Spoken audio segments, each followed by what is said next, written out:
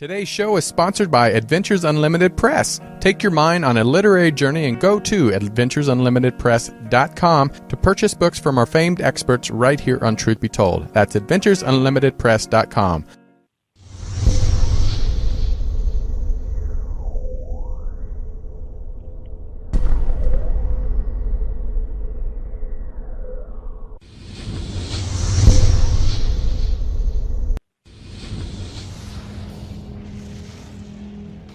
What's your thoughts on government cover-ups or covert societies attempting to control humanity? Do you believe in ancient astronauts, intergalactic communication, or extraterrestrial visitations? Ever had an experience with disembodied spirits or the paranormal universe? Are these subjects fact or fiction? Each week, Tony and Eddie explore these unbelievable realities and beyond. Exclusively on Truth Be Told. Thank you for returning to another splendid hour of Truth Be Told with Tony and Eddie. I'm Tony Sweet. And that means I'm Eddie Connor. And for the second hour, we have the wonderful Cassidy Nicholas joining us. Our second guest is a MUFON, Western New York-based field investigator. For over 15 years, Cassidy has investigated paranormal cases, offering services to people living in fear because of unknown happenings in their home. Her research is focused mainly in New York's southern tier area, though she has successfully closed cases throughout Pennsylvania, Ohio, and Maryland. Her additional contributions extend to radio and magazine, with host and co-hosting gigs on Thresholds Radio and Paraliminal Radio, including Spotlights and Taps magazine, National UFO Examiner, and the Buffalo News, to name a few. She is the author of Diaries of the Dark Side, as well as its follow-up, Reflections. Cassidy continues working on a series of 3 supernatural fiction novels and remains a staff writer for Intrepid magazine. Dubbed the paranormal historian, please welcome Cassidy Nicholas. Welcome, Cassidy. Hi, thank you for having me. Cassidy, this is Tony Sweet, and I'm Eddie Connor. And we have a special guest co-host today. We have Vox the Psychic. Hi there, Cassidy. Hi, Vox. Nice to meet you. Nice to meet you, too. Well, Cassidy, I am excited to have you on the show because we've had some amazing MUFON people before on the show, and they've told us their stories. And for people that come on the first time, we want to get to know you a little bit. So please explain to our audience what you do with MUFON and tell us about your first experience with a UFO, or if you have not. Oh, my. I know. Well, I would say I joined MUFON a few years ago, joined for a couple of years, let lapse, and then I joined again. And as you read in the bio, I did a lot with the paranormal community for many, many years. And I found myself really wanting more. Mm-hmm. I wanted more clinical research. I wanted more out of it, and I wasn't finding it. So I decided to turn back with MUFON, and oh my gosh, since I have joined MUFON, I hit the ground running. In January of 2014, they made me an associate producer in the communications department. Wow. Which I'm very thankful for, because it gave me the ability to come in contact with amazing people. As you said, you'd have interviewed amazing people within MUFON. I have met some of the most amazing people that would have never had the opportunity otherwise. And then last year, they asked me if I'd like to be their archivist, which is an amazing opportunity. And I go through several cases. Like I said, we have 77,000 cases with MUFON right now. Wow, that's a lot of cases. Yes, it is. And so I have the ability to go through them daily. I watch what comes in. I read a single case that is reported to us every single day. I pull out specific cases that we find interesting or we would like pursued more. And it's a riot. It's a lot of time. It's a lot of effort. But I find it extremely rewarding. I have learned a lot. And I guess the longer I'm with them, the more that I learn, the more I realize I really don't know or understand anything. As for UFO experiences, I have to say I haven't had anything extravagant. I have seen a couple things that I knew were a possibility, but of course, part of this is trying to, recognize what you see. And other than a cold, stormy night in the middle of March, looking up on the telephone with my girlfriend talking, and I think it was her upcoming birthday party or something trivial, and I see something that I do not believe was a plane. I do not. It wasn't a flying saucer, but it was interesting, and that is about the extent. But I live through my witnesses doing field investigative work. These people see amazing things, and for every 100 cases that you get that is a Chinese lantern or is an airplane or is Venus, you get that one that is just intoxicating. And Cassidy, so that's a little bit about me. thank you for that. Yeah, thanks for sharing. What is the common thread that runs through most of the cases? Meaning, is there a certain pattern that you're seeing happen over and over again with different people in different parts of the country with UFOs? Well, we have a lot of what we call trends that happen, and I will notice, and this changes daily. Every case is as different as a human being, and it's because it involves different people. It involves a lot of psychology, and one thing you do tend to see with different cases is the psychology behind it is very interesting. The way that they behave, we have certain marks that show us that they're either lying or they're telling the truth, or they believe they're telling the truth. A lot of times they're, you notice things, there's trigger words, I guess you could say. They'll say, this sounds crazy, but it kind of looked like this. And what they don't realize is to a field investigator, that doesn't sound crazy at all because you've heard it 100 times. But to an individual who saw something that they don't understand, it sounds insane.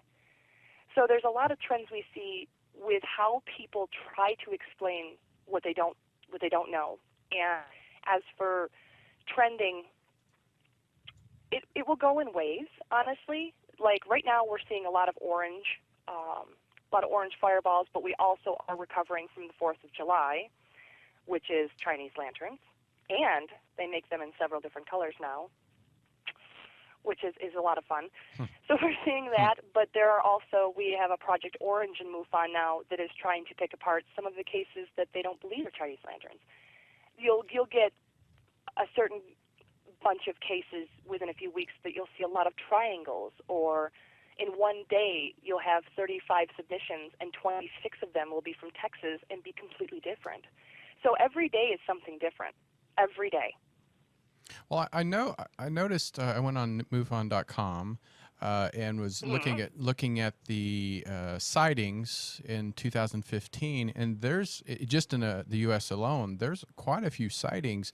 Are you noticing at MUFON a larger count this year compared to last year of sightings? I think that it varies from year to year. I think that with the age of technology, of course, it's going to multiply. Right. And with shows like Hangar 1 and things like that, people are now, I feel, are being open. We get a lot of, you would be amazed with how many historical cases we get. And these cases from 1947, 1963, these are people that felt so uncomfortable that they did not know how to tell somebody about it without fear of ridicule. Now with technology, now with the TV shows, now with the literature that's being passed about on the internet, I mean, it's so easy now to find information at the edge of your fingertips. So people are becoming less and less nervous to come forward. So we are absolutely growing in submissions. I know when Hangar 1 plays, we get a lot of submissions, and it's usually somebody sitting in their living room watching the show going, I can tell these people about it. And they'll say, I saw a cylinder-shaped object on Hangar 1, and I saw something just like that in 1972 with my brother while delivering papers or something. You know what I'm saying? Right. So it is bringing a lot of people out of the woodwork. So submissions are climbing daily. That's great. And there are points that we get 300 submissions a day. 300 a day. That's a lot. Yes. That's a lot. Yes. Thoughts? 300. That means Cassidy doesn't sleep that Yeah. night. Lots of coffee. But, every single case that comes in is then, of course, put through to that state or that country, wherever it may be in the world, and then it goes from the director down to the FIs, and they work every single case. They talk to every single witness. So, the workload gets a little heavy, but it's worth it. It's worth it. I bet. Hey, Cassidy, I have a question for you. Do you happen to know the exact date in 1947 in the archive when they started seeing strange shapes in the sky, or the first reported saucer or extraterrestrial vehicle? Do you happen to know what the date was on that? The actual date. Well, I probably can't give you the actual date, and they do stem back as early, our records actually stem back as early as 1890, I believe. It's a long time. Wow. Yeah. Long time. The reason I So say is they have been coming for a long time. A lot of our cases for a lot of the earlier works are paper, and they're in the Pandora files, and those are not accessible to the public. This has been going on since before 1947. I used the date, but there's and a lot of them can be centered around Roswell or centered around different things. So I don't know the exact date. I know the earliest case that we have on file is 1890. well, because that would be interesting. I've always wanted to start some kind of a astrological situation where if a person could make accessible some of these files to astrologically go through them and find out what area in the sky these situations were happening, the dates, the times, the description, but more importantly, the part of the sky that was involved in the sighting. And I always wanted to kind of go through that astrologically and see if there could be a connection. In fact, I do psychically feel there is a connection between the sightings and what planetary aspects could be happening. So that would be really cool if we could ever do that. Well, actually, Vox, if you go to MUFON.com, Right? and you can actually access our CMS system, which it doesn't show you all of the information. We protect our witness's identity Right. for very strongly. Obviously, yeah. But it will give you the location, the approximate locations on where these are happening. That would be great. And you can literally go to MUFON.com, and in the top bar, I think it's either report a UFO or a track UFO, and you can actually access our public CMS system, which actually will show you. You can type in a year, and I think great. it shows you up to 50 at a time. Yes. So you can actually have access to that information. I guess I'm gonna have to start going to the meetups again because I'm actually on the MUFON meetup list. I'm gonna have to go.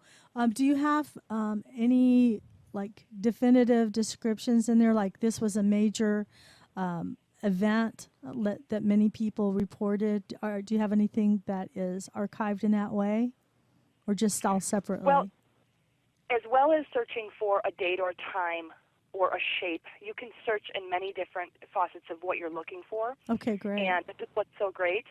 And you could actually, you can actually look for an unknown. So you can actually pull only cases that were ruled unknown by the field investigator at the time. That's great. I like that. And that will show you the cases that we don't know what they are and we could not identify them.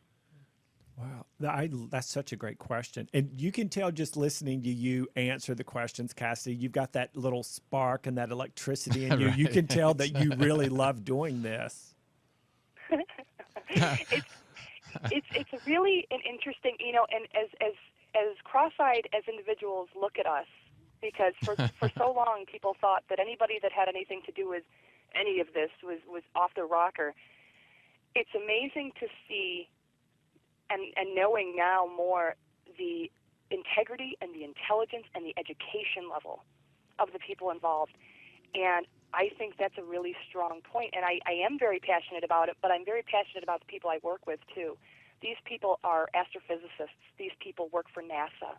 These people are engineers, retired military, retired. We have a large average of retired police force detectives, because once they retire, I think that doing something for so long where you're constantly investigating, I think that even if you retire, you still crave that.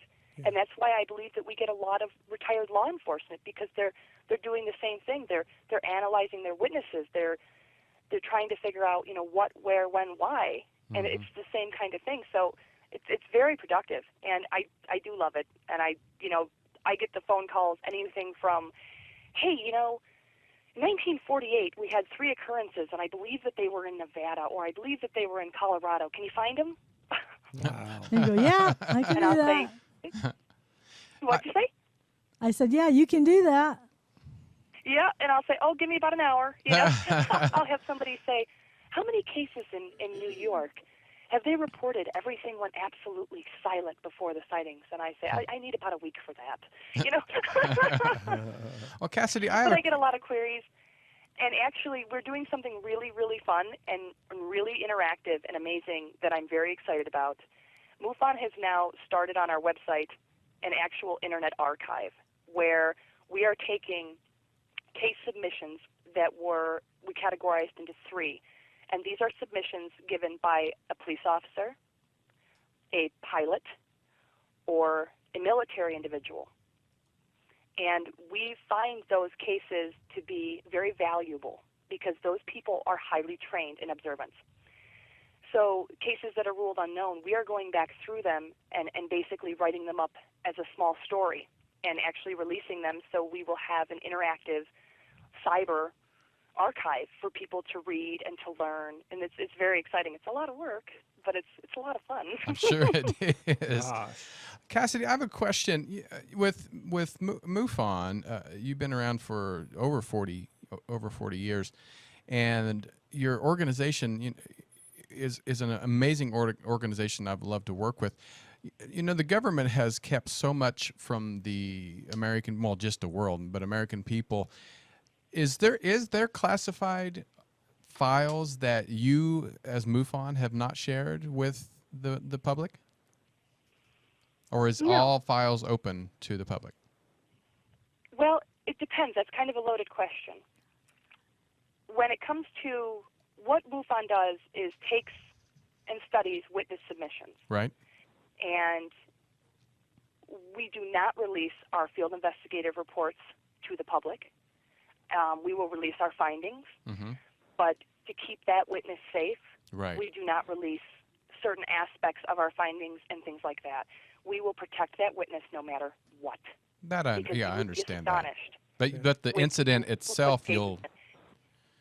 Now, as for, hiding information, absolutely not. I'm the archivist. I would know. There's been a lot of talk about that, but really MUFON is kind of an open book. I mean, we get a witness submission, we study it, we work it out, and we give a final. And like I said, field investigative reports are very detailed, and we don't feel that needs to be public consumption due to the fact of if Joe Smith turns in a report and his neighbor who hates him because his dog barks finds it. Therefore, now he is compromised as an individual or has fear of being ridiculed because he tried to reach out and put a submission in. So we protect our witnesses. But as for hiding things, no. As for the government, you'd be actually amazed how many countries in the world are extremely open about UFOs or about extraterrestrial life or the possibility of it. I find America and the United States is very close-lipped about it, and it's becoming less clamped. Though I mean, we had a lot of documents. I think 300,000 or 130,000 documents released, and so I think it's becoming to a point where they can't be as close-lipped about it. But many other countries in the world consider this daily life. That's so fascinating to me. Are you finding that there are more multiple sightings now than maybe there have been in the past? Absolutely. Yeah. Because there's cell phones, there's the instant access to technology. I saw something at 8 p.m. But also, if we get multiple inquiries in and multiple submissions, we call it a flap. And we just had a massive flap in Texas. I believe it was last year at some point, and it ended up being a meteor. But I think we had about 28 submissions within one day. And when we get that, we move. Yeah. But that, then we ended up, doing the research, seeing what it was, figuring out what it was, and then releasing that to the public saying, this is what this was. So we get the instant access to technology really, really helps with multiple sightings. But with all of the witness submissions coming in that are historical, you'd be amazed on if we had one amazing case from 1986 in North Dakota. And, we had this case. We didn't know a lot about it. It was amazing. All of a sudden, within the next couple of years, 2 or 3 more people that were present that day decide to put in a submission in. Now we have amazing evidence these witnesses are not connected. And now we have amazing evidence that something did happen. We have witnesses that are describing the same thing. You see what I'm saying? Yeah, that's what I love. Mm-hmm. So that's what I love, because people are, some people get frustrated. We got a lot of historical submissions. That's what's important. I call them puzzle pieces when I try to explain to people. If you have a puzzle that's missing 18 pieces and all of a sudden one at a time starts coming in, it really, really builds history. Hey, Cassidy, this is Vox again. I have a question. Do you think that there's any correlation between sightings and the changes in the climate and the weather? That's a good question. I'm sure. Let's see here. I know that climate and weather, yes, in a way. We have noticed a lot of activity with anomalies that we can't, a lot of unknowns come out of before and after natural disasters. I've heard about that before. Earthquakes.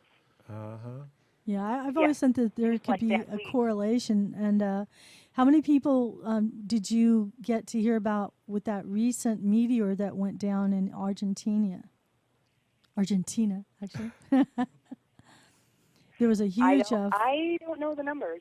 I will have to check that. Yeah, I was just wondering, that when things happen, I wish that people would account more for sky activity, honest to goodness, and start putting that in, because they're almost like a fortune teller. They're almost telling you something is going to happen. You get 18 reports within 1 month over an odd area, and lo and behold, they have a massive earthquake, or lo and behold, something happens. Right. And I find that extremely interesting, because I'm thinking, what can they see that we can't?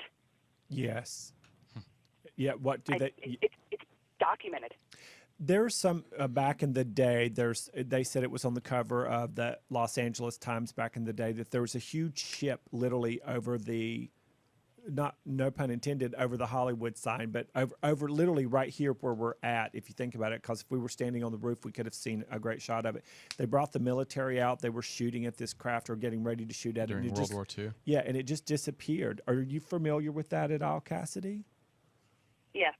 Okay. Yes, I am. Girl, do tell. Great. It's a very famous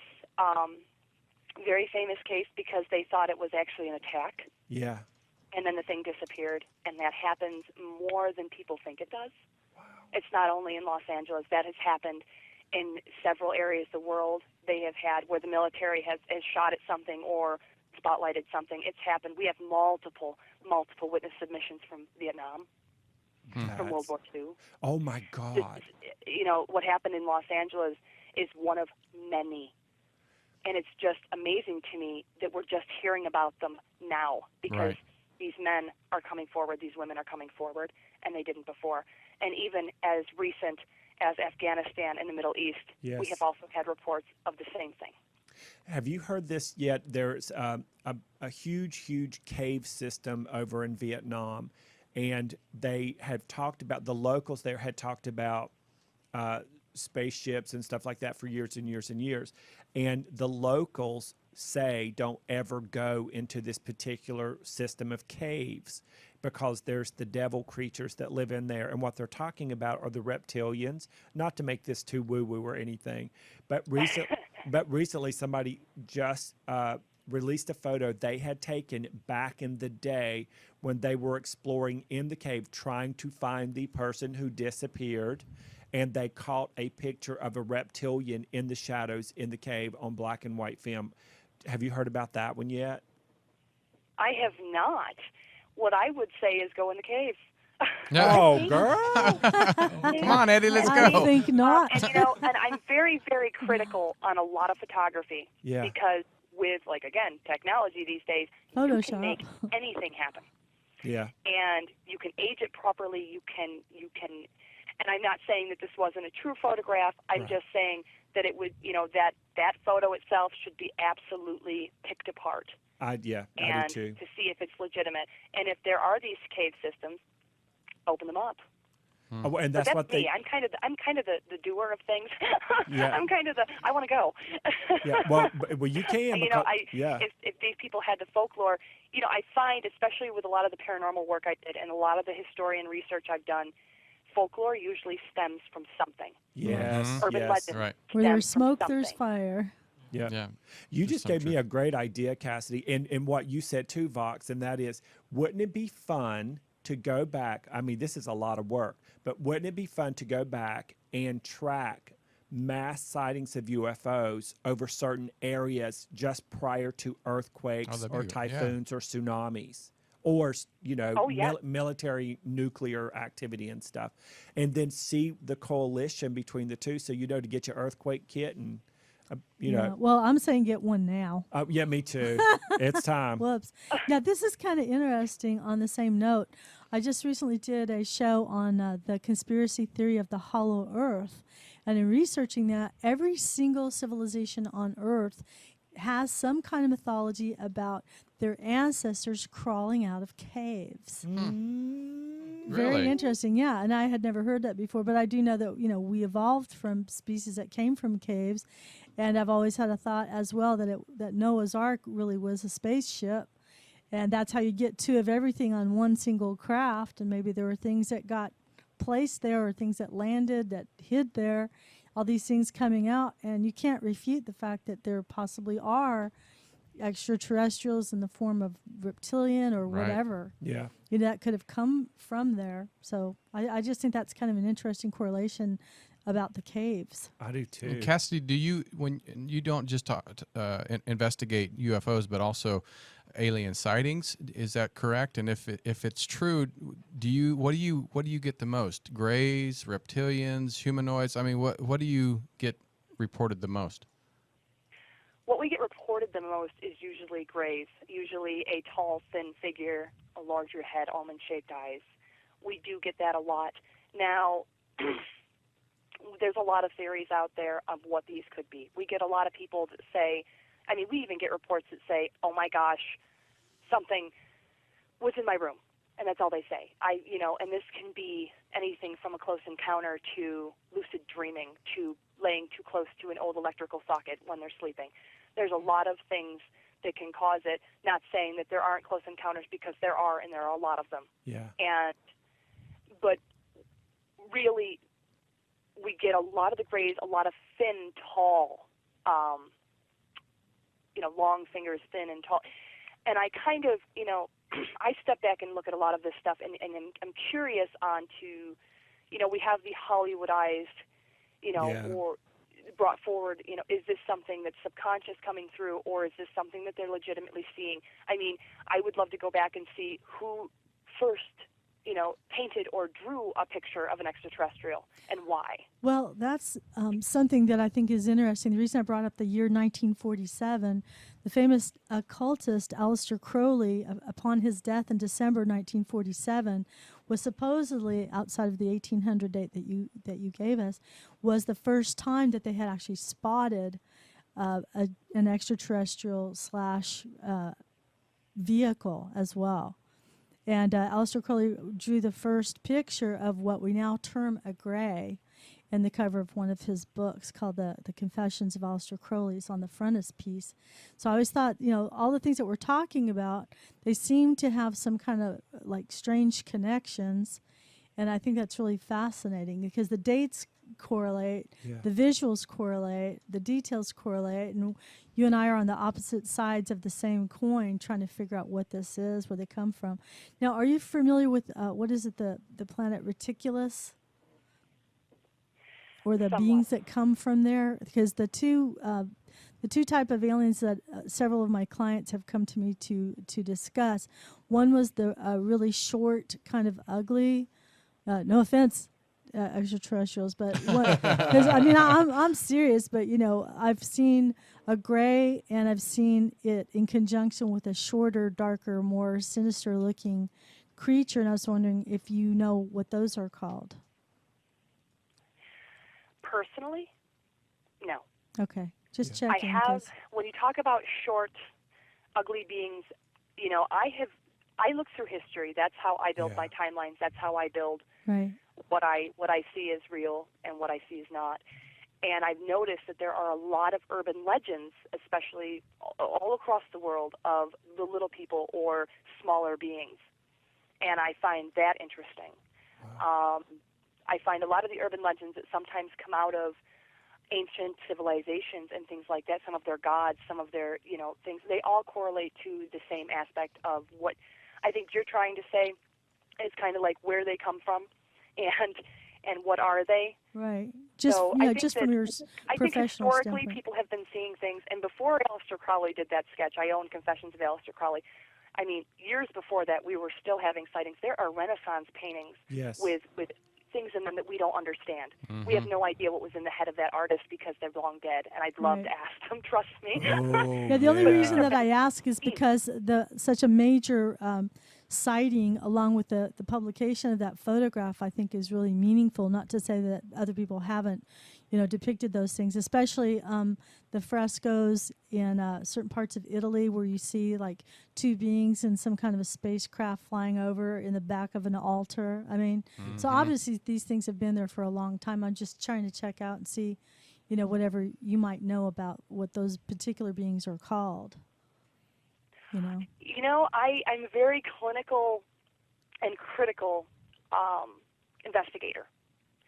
And so I basically take what is given at me at face value, and then I research what it is. Right, that's what I try to do. So if somebody tells me I saw this figure, and we go back and find an urban legend of that, then we can, trace it back as far as we can and trying to find a source for it. Right. A lot of times it's very difficult. Well, hopefully you and I will stay in connection as well after the show, and then if and when you find out something of that nature, that would always be interesting to know. Absolutely. We get all different appearances, submitted to us. Our close encounter cases are very different, and we actually have very lengthy forms that a field investigator needs to fill out when somebody has a close encounter. We want to know everything about what they saw, everything down to texture, color, height, behavior, face structure, everything that these people can remember. And sometimes it's very difficult for a witness to remember. Sometimes they are so very frightened by it, or enlightened by it, but a lot of times they are very scared. And we have regression therapists and things like that actually help these close encounter people, sketch or draw what they've seen. Some of our most amazing records in our entire database are the sketches that our witnesses have put forward to us. They're amazing. That would be and they're all different, Vox. They like I said, most of the time we get the gray-like, being, but they are all different. They really are. Well, Cassidy, we're going to take about a 15-second break just for our sponsor, but if you can hold on 1 second, we'll be right back with you. I'm Tony Sweet. I'm Eddie Connor. I'm Vox the Psychic. Yes, you are. You're listening to Truth Be Told on Universal Broadcasting Network. We'll be right back. We hope you're enjoying today's show, which is sponsored by Earth Friendly Products. For over 40 years, Earth Friendly Products have brought you the greenest home merchandise for all your family needs. Learn more at ecos.com. That's ecos.com. Now back to the show.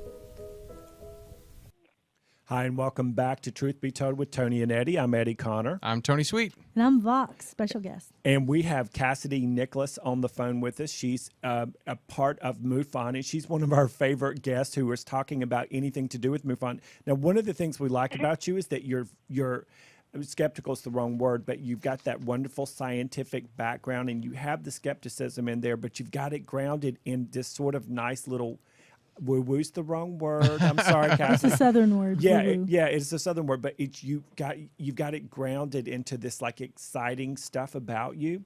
And we were going to ask you about Hangar 1, but really quick, I'm dying to ask you, since you've been doing this for MUFON, what other worlds have opened up to you that you never thought would have happened had you not been doing this for the MUFON Western New York based part of the field investigation that you do?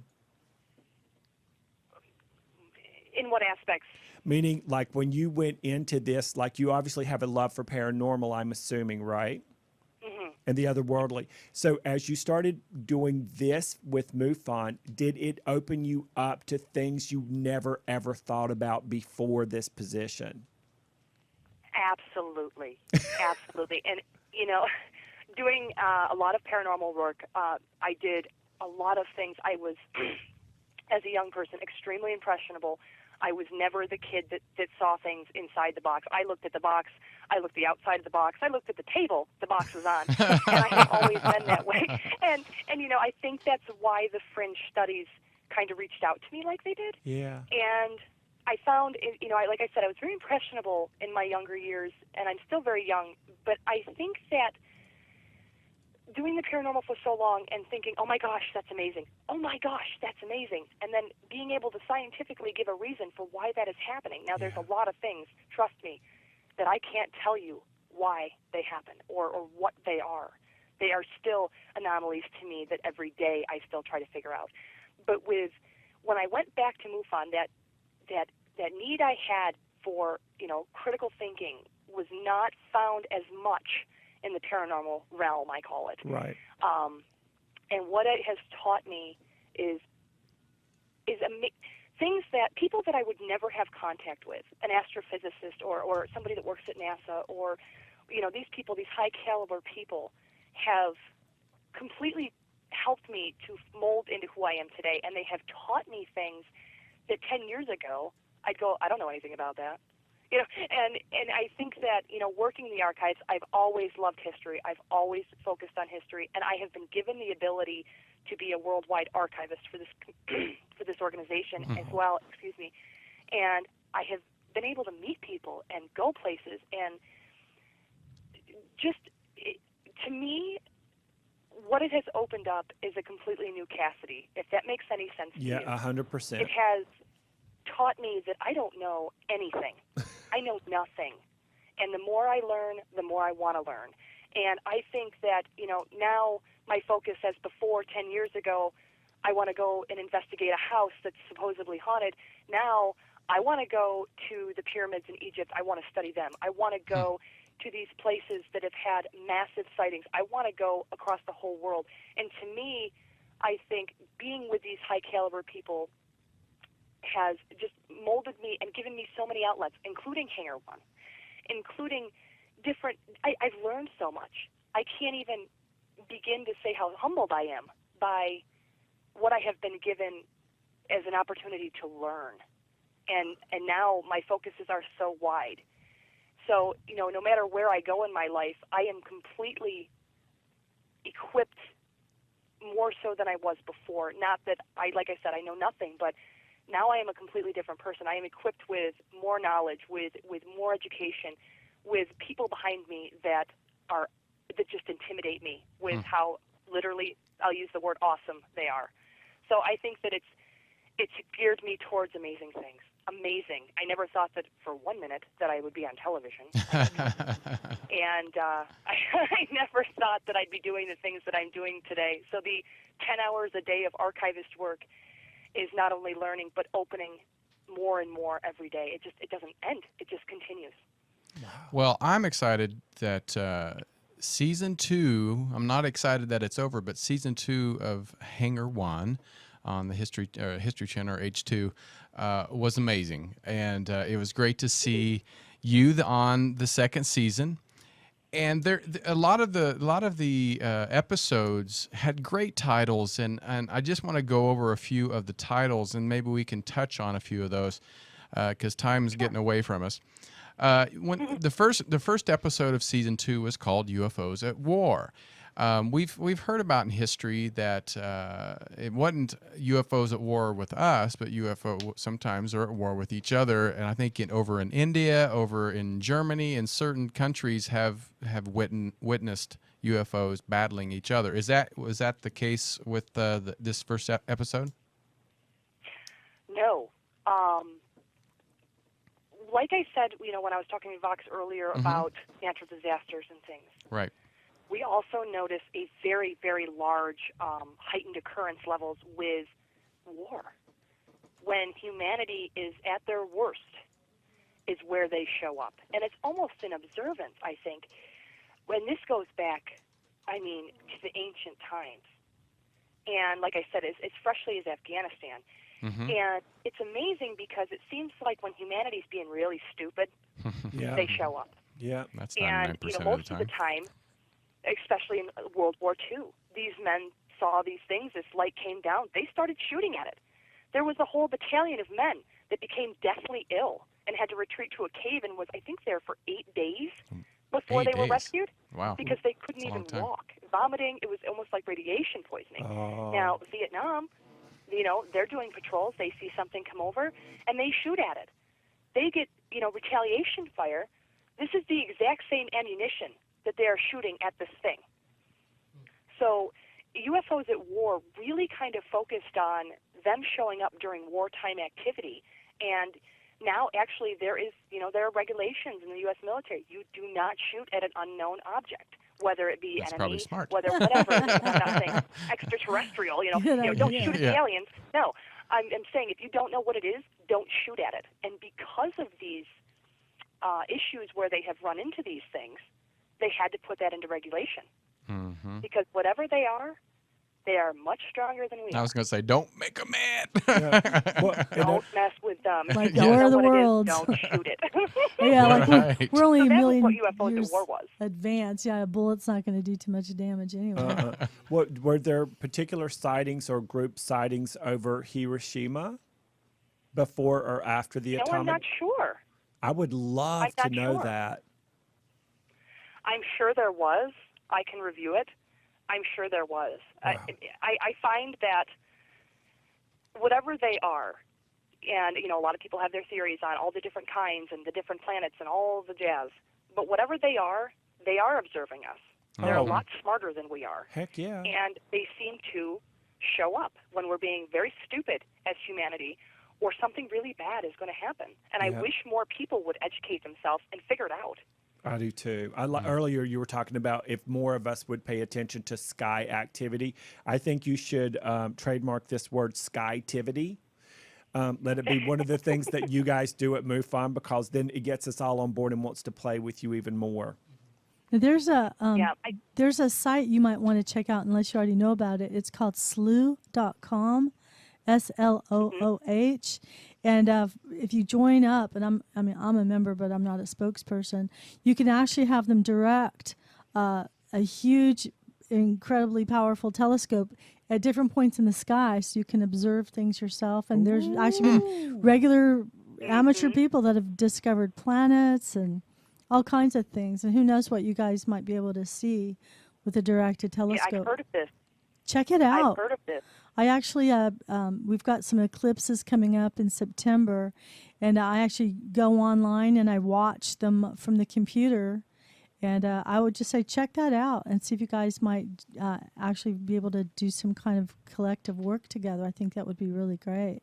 That's such a good idea. Absolutely. I mean, anything like that is anything that gives somebody the access to something they couldn't have before, like the telescopes and things like that, is amazing.